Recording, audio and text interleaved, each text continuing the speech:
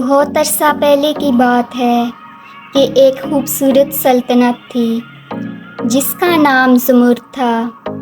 اس سلطنت کی شہزادی رانیہ نہایت حسین اور نیک دل تھی۔ وہ اپنے والد بادشاہ اور والدہ ملکہ کی اکلوتی اولاد تھی۔ رانیہ کو نئے مقامات کی سیر کرنے کا بہت شوق تھا۔ وہ ہمیشہ اپنے لوگوں کی مدد کرتی اور ان کی بھلائی کے لیے کام کرتی۔ ایک دن سلطنت میں ایک عجیب خبر پھیلی کہ قریب کے جادوئی جنگل میں ایک قدیم خزانہ دفن ہے۔ یہ خزانہ اتنا قیمتی تھا کہ اس کی مدد سے پورے ملک کی قسمت بدل سکتی تھی، لیکن اس خزانے تک پہنچنے کے لیے کئی خطرات اور جادوئی مخلوقات کا سامنا کرنا پڑتا تھا۔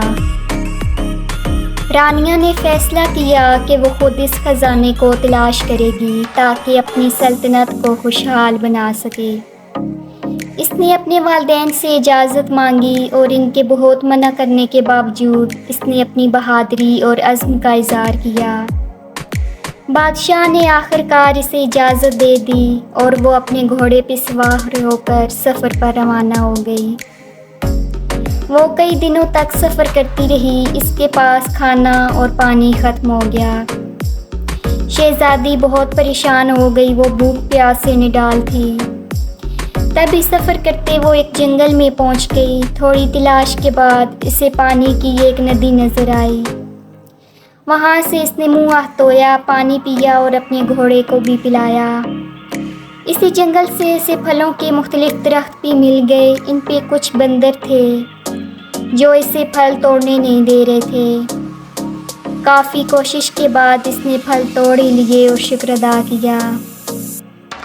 اب وہ پانی پی کر اور پھل کھا کر تازہ دم ہو چکی تھی، تو اب شہزادی نے آگے کا سفر شروع کیا۔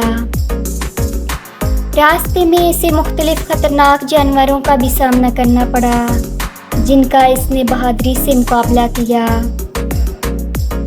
اس جنگل سے کچھ آگے جادوئی جنگل موجود تھا جس میں وہ خزانہ تھا۔ جب شہزادی اس جنگل میں پہنچی تو اس نے دیکھا کہ جنگل واقعی ہی جادوئی تھا۔ وہاں کے درخت اور پودے چمکتے تھے اور مختلف رنگوں کی روشنی بکھیرتے تھے۔ جنگل میں مختلف جادوئی مخلوقات بھی تھی، جیسے کہ پریاں، جنات اور دیو وغیرہ۔ شہزادی رانیہ نے ایک خوبصورت جھیل کے کنارے آرام کیا۔ وہاں اسے ایک بوڑھی عورت ملی جس نے بتایا کہ خزانے کی حفاظت ایک خوفناک سانپ کرتا ہے۔ اس نے شہزادی کو خبردار کیا کہ سانپ بہت خطرناک ہے اور صرف ایک سچی دل والی شہزادی ہی اسے شکست دے سکتی ہے۔ رانیہ نے اپنی بہادری دکھانے کا فیصلہ کیا اور سانپ کی تلاش میں نکل پڑی۔ کئی دنوں کی تلاش کے بعد وہ ایک غار کے پاس پہنچی جہاں سانپ رہتا تھا۔ وہ ایک بڑا اور خوفناک تھا، لیکن رانیہ نے اپنی ہمت نہ ہاری۔ شہزادی رانیہ نے سانپ کے سامنے کھڑے ہو کر کہا، اے عظیم سانپ، میں شہزادی رانیہ ہوں اور میں اس خزانے کو اپنی سلطنت کے لوگوں کی بھلائی کے لیے چاہتی ہوں۔ میں تمہیں نقصان نہیں پہنچاؤں گی، صرف خزانہ حاصل کرنا چاہتی ہوں۔ سانپ نے شہزادی کی بات سنی اور اس کی سچائی اور نیک نیتی کو محسوس کیا۔